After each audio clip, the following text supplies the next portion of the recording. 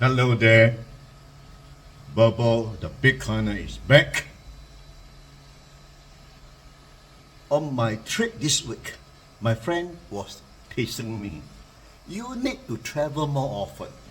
Every time you go overseas, Bitcoin price seems to go up correspondingly. I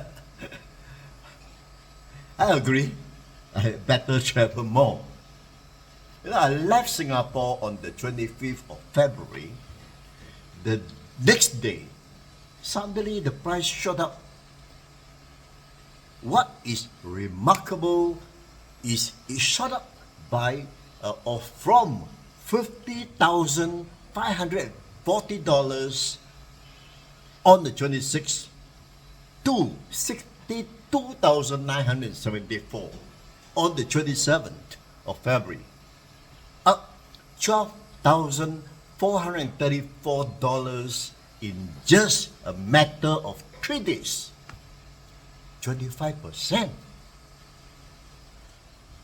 I never seen this before, and I believe more of such surprises will come. Bitcoin is volatile, and it has been volatilizing upwards throughout its 15 years of existence. What a perfect volatility. But if we understand Bitcoin well enough, the reason is very simple. In this world, everything of substance will always goes up when the supply is short. Sometimes even things of no substance, like Chinese New Year fish, prawn, or abolone during Chinese New Year, it just goes up simply because of demand. Then we have ginseng, rare Chinese tea, exclusive wine, whisky or brandy, or collection items like Rolex watch, etc. One reason the gold was up over the years because it is supposed to be limited with 2% growth per year. Bitcoin is not only limited, it is finite at 21 million Bitcoin, no more. So when demand increase and when supply is limited, it has to go up, especially when Bitcoin has its substance. Bitcoin innovation is just marvelous. Its blockchain technology is the quality of a good idea.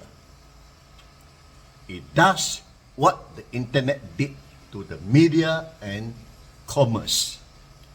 It put mom and pop shops out of business because you can just buy from Amazon.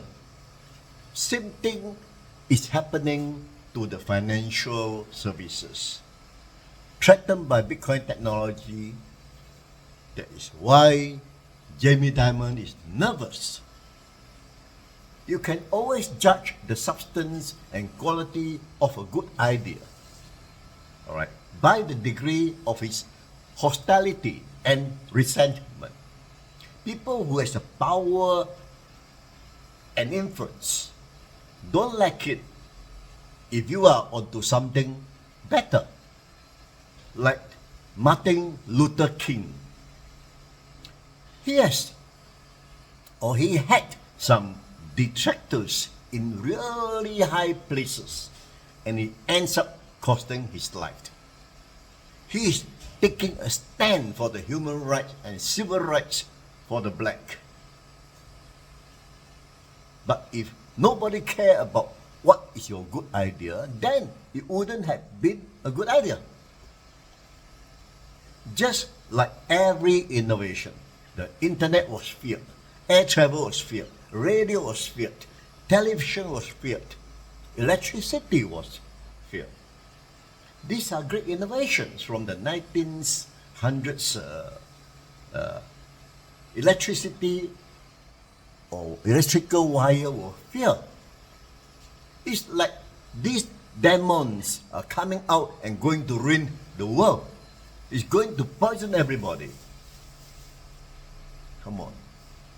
No electricity. No.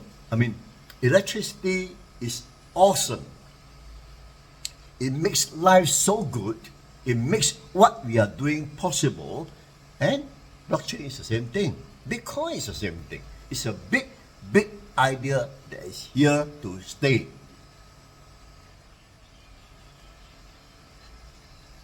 Bitcoin demand is not apparent at the moment. Okay, because of many explications, right? Since the mid 20th centuries, we are born and live with fiat currency. The world financial system was revolved around the fiat money. We come to believe and accept fiat as a money. To change to another system or new system is like taking away the air we breathed. So no matter how good the new system is, it has to be proven to the world, and this takes time in order to believe it. I think after 15 years, Bitcoin has proven to a certain extent. But the incumbent cannot accept it. They are the elites, like the bank, the politicians, the authority who form the government. Since the 20th century, the whole power to control the money. They make rules that we have to follow. Sometimes good, but mostly bad. Like if you are poor and have no connection, you can't have a bank account. You are cut off from the monetary system forever. There's no chance to improve your economy. These are the elites that do not want to change a monetary system because they want to control the money. We live long enough under the system, and every word they say, we tend to agree with them. They say Bitcoin is network is no good. We simply believe them. Right? First, they say Bitcoin is a scam, but Bitcoin is still here after 15 years. Okay?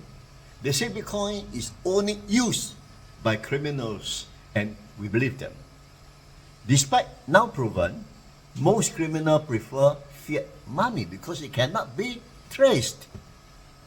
Yet, they refuse to accept that Bitcoin is cheaper and faster and more secure, transparent, and cannot be hacked. Isn't it a better monetary system that cannot be corrupted? We need to climb out of our shell. If the other side is greener, we should not follow the elite blindly. Go out and find out ourselves if the other side is greener or not. This is what a group of financial professionals are doing now. After 15 years, including some adventurous, financially smart people, like Michael Saylor, and even President of El Salvador, Nayib Bukele, who stepped forward to prove to us and the financial institution that Bitcoin is a better asset. A group of financial asset managers now venture into the Bitcoin ETF and has so far made great progress. They are the one that who earlier are skeptical of Bitcoin network, but learn to understand Bitcoin better as time goes on. Many, in fact, want to be involved in Bitcoin, but afraid or unable to due to the regulation uncertainty. Remember, they are like the old era of elites but their business is also to make money for other financial institutions who in terms also want to make money for their clients, like insurance, pension fund, sovereign fund, and the likes. So being financially expert, they chase after any asset that can generate income. Now that the spot Bitcoin ETF is approved and officially allowed, they are progressively pouring in their clients' investment. Some financial institutions still have problem buying Bitcoin ETF because internally they still have to go through the protocol to add Bitcoin ETF as a product. Bitcoin ETF is in the market for more than a month now. Many institutions are ready and start to dive in. That is where the surge of $12,434 per Bitcoin, or 25% in 3 days. Bloomberg analyst or Bitcoin and ETF analyst Balchunas called the surge in the trading volume crazily officially accredited.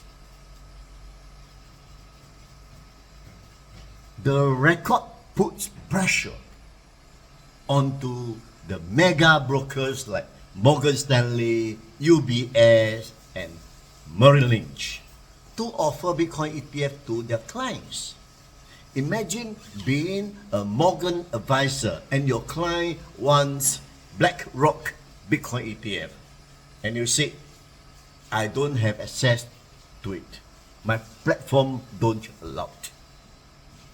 That's embarrassing. Especially when ETF is doing so well now. So most market makers say this ETF volume is largely a function of natural demand. Now we see the retail investors is getting excited. All right. In fact, the volume of retailers on Coinbase was so huge on the 29th of February that the system broke down. Coinbase has to shut down for a few hours. And this is just a beginning, my friend. More institutions are pouring in now. By April, when Bitcoin reward is half to 3.125 Bitcoin, supply will be even more squeezed. Soon the taxi driver will be talking about Bitcoin.